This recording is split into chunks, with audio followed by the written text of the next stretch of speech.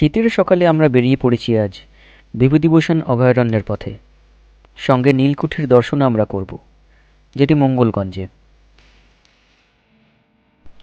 Bongaon local train ধরে আমরা যাচ্ছি এখন বনগাঁও।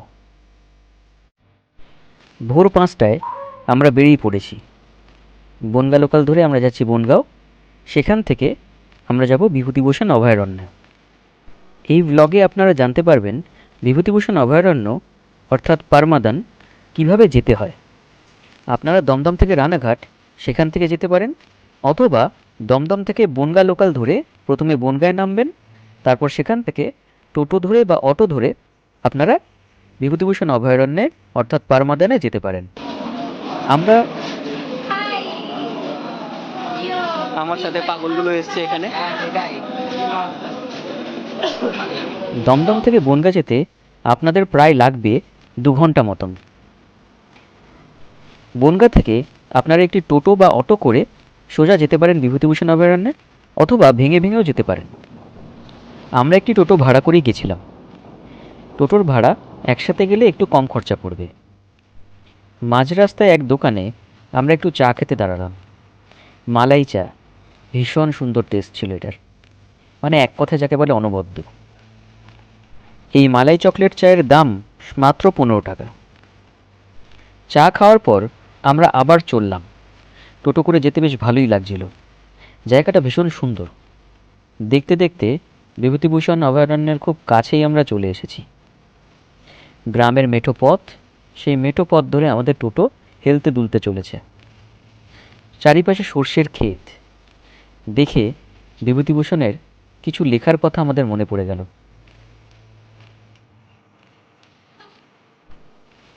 রাস্তা দিয়ে যেতে যেতে এত সুন্দর দৃশ্য দেখব আমরা ভাবিনি। সর্ষের ক্ষেত চারিপাশে, মাঝখান দিয়ে মেঠো পথ, আর আমরা চলেছি। টোটোওয়ালাকে ছেড়ে দিয়ে আমরা নিজেরা হেঁটে হেঁটেই এখন যাচ্ছি বিভূতিভূষণ অভয়ারণ্যের দিকে। ভীষণ সুন্দর লাগছে। এরা সবাই পাগল। এই পাগলদের সাথে আমি এসেছি, আপনারা দেখুন সবাই। চল।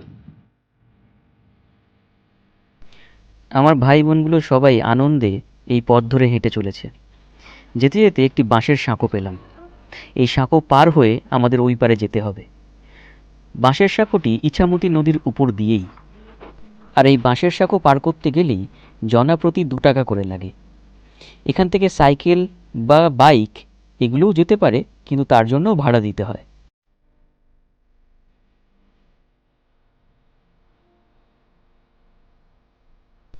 এই জায়গার থেকে ইছামতি নদীর ভিউ ভীষণ সুন্দর। আপনারা সবাই দেখছেন যেটা, সেটা দেখলে সত্যি সামনাসামনি মন জুড়িয়ে যাবে।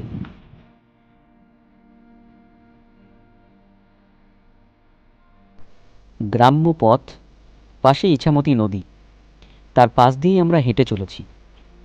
হাঁটতে হাঁটতে আমরা পৌঁছে যাব বিভূতিভূষণ অভয়ারণ্যের সামনে।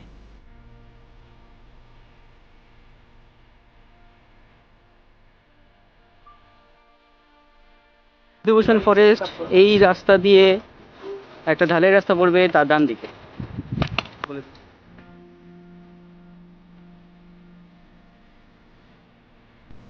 অবশেষে অনেক দিনের ইচ্ছে পূরণ হলো। আমরা চলে এলাম আজ বিভূতিভূষণ অভয়ারণ্যের একেবারে সামনে। আপনাদের দেখাবো টিকিট এন্ট্রি ফি কত। একবার দেখে নিন প্রবেশ মূল্য কত করে। পার হেড 120 টাকা করে। অভয়ারণ্যের ভেতরে প্লাস্টিক বোতল একেবারেই অ্যালাউ নয়। আমরা টিকিট কেটে ভেতরে প্রবেশ করে গেলাম।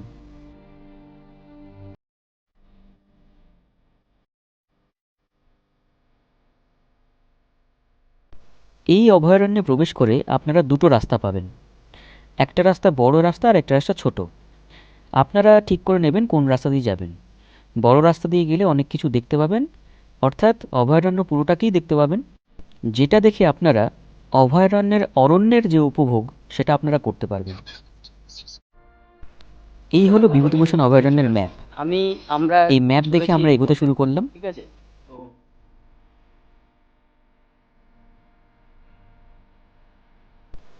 অভয়ারণ্যের শুরুতেই একটি ছোট পাখিরালয়।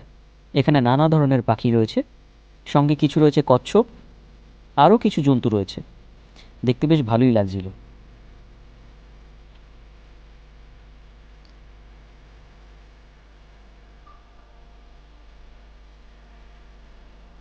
দেখুন একটি সাদা ময়ূর। এই সাদা ময়ূরটা এখানকার বিখ্যাত। যারা ফরেস্ট ভালোবাসেন তাদের পক্ষে এই জায়গাটা একদম পারফেক্ট। শীতকালে অবশ্যই আপনারা আসতে পারেন, ভীষণ সুন্দর লাগবে। এই জায়গাটা ঘুরে ঘুরে দেখুন। আমার মনে হয় কাছাকাছি এর থেকে ভালো অভয়ারণ্য আর কোথাও নেই।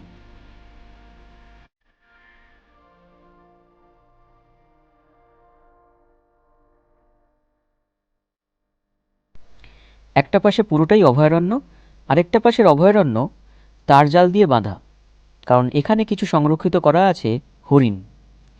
প্রচুর হরিণ ভেতরে রয়েছে, তবে আমাদের সামনে একটু কমই এসেছিল সেদিন।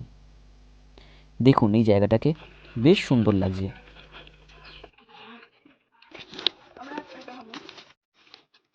এপাশে দেখছেন অভয়ারণ্য, অভয়ারণ্যের পুরো জাল দিয়ে বেড়া বাঁধা, আর উল্টো দিকে দেখুন জঙ্গল, ভীষণ সুন্দর। ডেসিডুয়াস ফরেস্টটা এদিকেই প্রায়, ওই দিকটা দেখাচ্ছি আবার।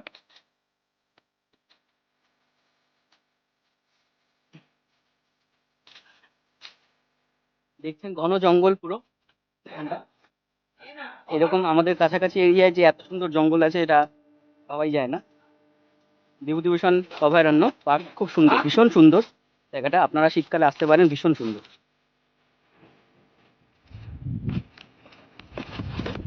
ওরাও আসছে, আজকে দিনটা বেশ সেরা যাবে যা মনে হচ্ছে। ভীষণ সুন্দর লাগছে এসে, কি কথা বলতে। এত ঘন জঙ্গল দেখুন, আমি দেখাচ্ছি।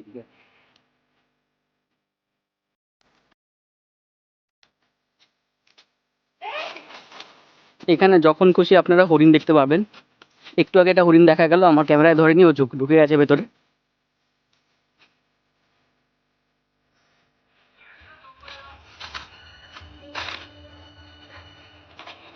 পড়েছে রাস্তাতে, একদম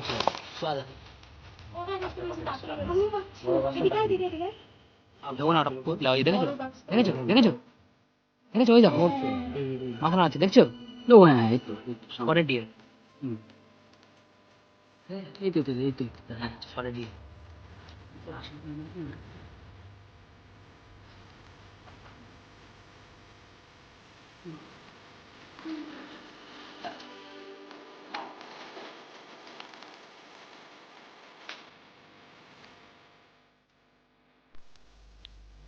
যেতে যেতে আমাদের সামনে একটা বিশাল বাঁশবাগান পড়ল। ইছামতি নদী তার ঠিক পরেই। দেখতে দেখতে আমরা ওই দিকে চলে গেলাম।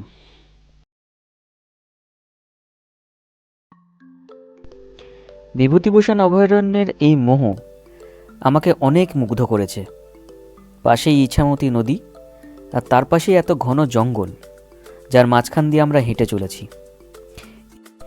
এই জঙ্গলের পথ ধরে যেতে যেতে বিভূতিভূষণ মহাশয়ের অনেক লেখা আমার মনে পড়ে যাচ্ছে।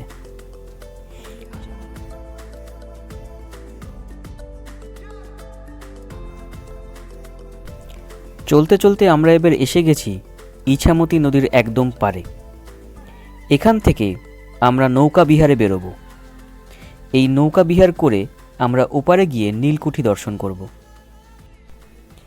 ইছামতির রূপ আমাদের মনকে অনেক গ্রাস করছিল। নৌকা বিহার তো করতেই হবে।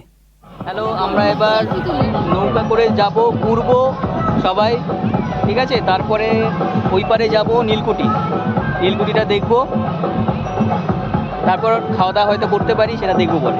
ওকে। এই নৌকার ভাড়া হচ্ছে পার হেড 60 টাকা করে।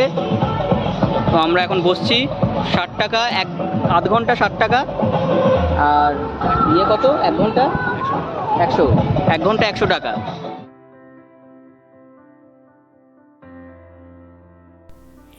নৌকায় দেব সবার আগে আমার জায়গাটা দখল করে নিয়েছে, আর ও নৌকায় বসেই সবার আগে জলের মধ্যে থেকে একটা শৈবাল তুলেছে।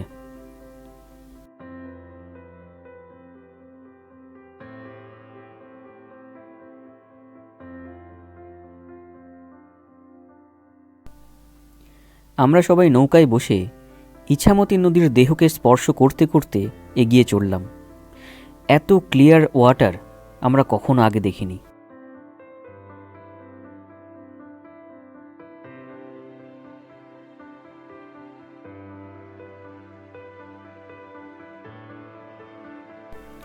প্রকৃতির অন্তর্দৃষ্টি আমাদেরকে আচ্ছন্ন করে রেখেছিল।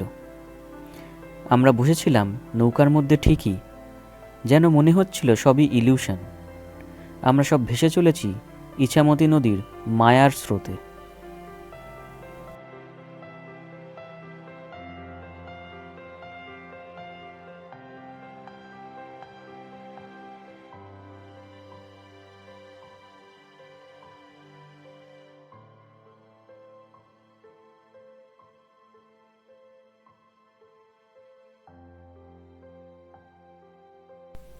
মনের শান্তি খোঁজার জন্য এরকমই তো একটা জায়গা খুঁজছিলাম। নৌকার সাথে ইছামতির স্রোতের ধ্বনি আমার মনের মধ্যে বাজছিল। সূর্যের কিরণ যখন সেই নদীকে স্পর্শ করে, যেন মনে হয় হীরের খনি আছে সেখানে।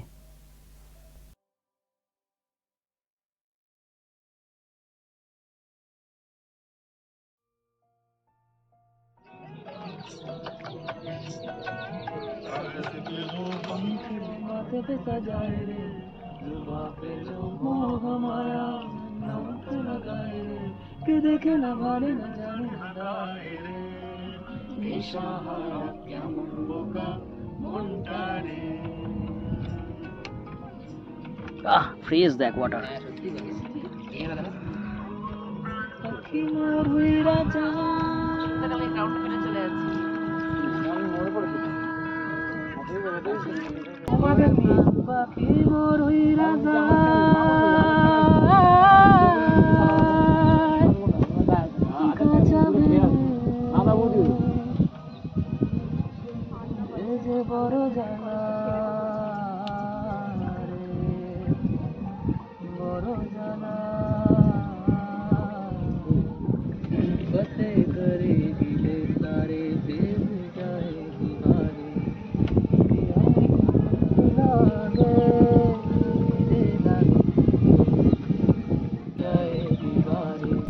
দেবকে বলেই রেখেছিলাম যখন ও নৌকায় উঠবে যেন একটা গান করে, আর ও একদম সঠিক গান চুজ করেছিল।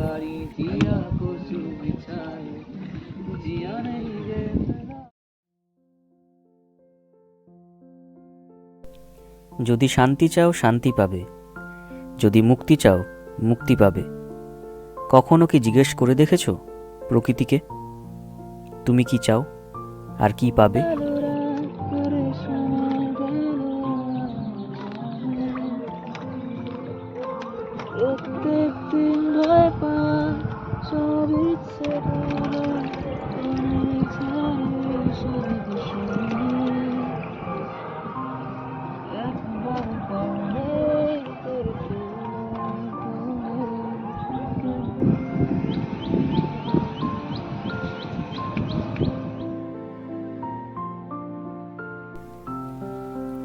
এখানকার পাখির ডাক আমাদের অনেক মুগ্ধ করছিল। আমরা চলেছি পুরো নৌকা বিহারে, সমস্ত নদীটা ঘুরে দেখার চেষ্টায়।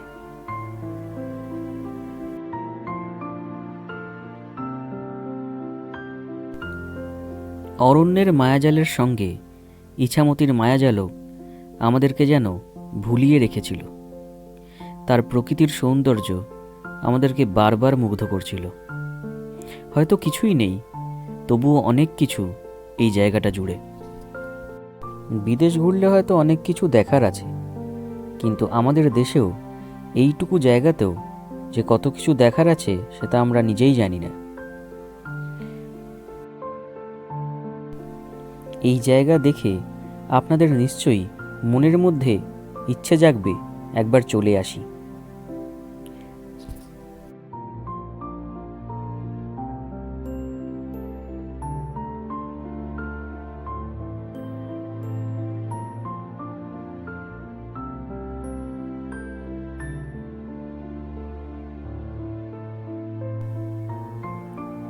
নৌকায় বসে যেতে যেতে আমরা কিছু ওয়াটার স্ট্রাইডার দেখতে পেলাম।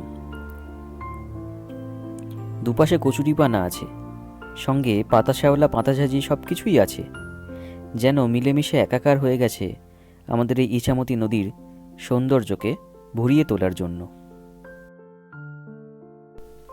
নদীটা পুরো ঘোরার পর আমরা এপারে চলে এলাম। এই পারেই মঙ্গলগঞ্জ। মঙ্গলগঞ্জে আমরা এবার দেখব নীলকুঠি।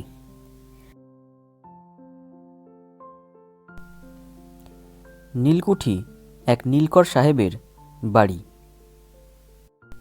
অনেকে বলেন এই জায়গাটা নাকি হন্টেড। হ্যাঁ, আমাদেরও তাই মনে হয়েছে। এই জায়গাটি এখন প্রায় ধ্বংসস্তূপে পরিণত।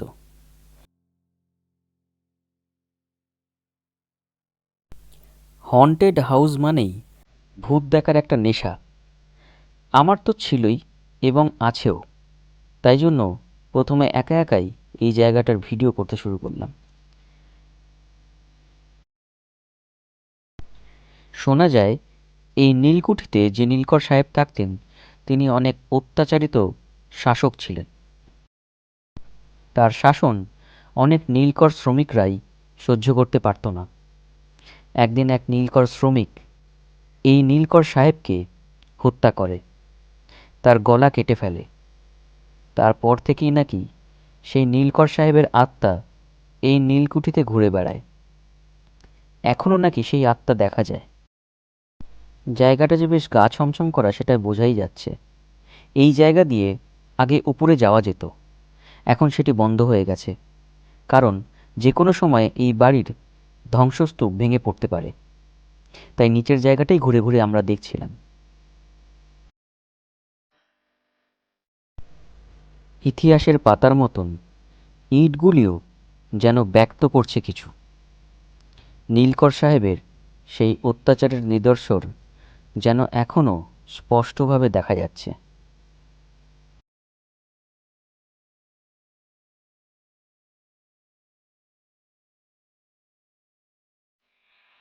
এই নীলকুঠির পেছনের দিকের জঙ্গলের অংশটা ভীষণ সুন্দর। আমার খালি মনে হচ্ছিল এখানে কোনো রহস্য লুকিয়ে আছে, তাই সব জায়গাগুলো ভিডিও করছিলাম।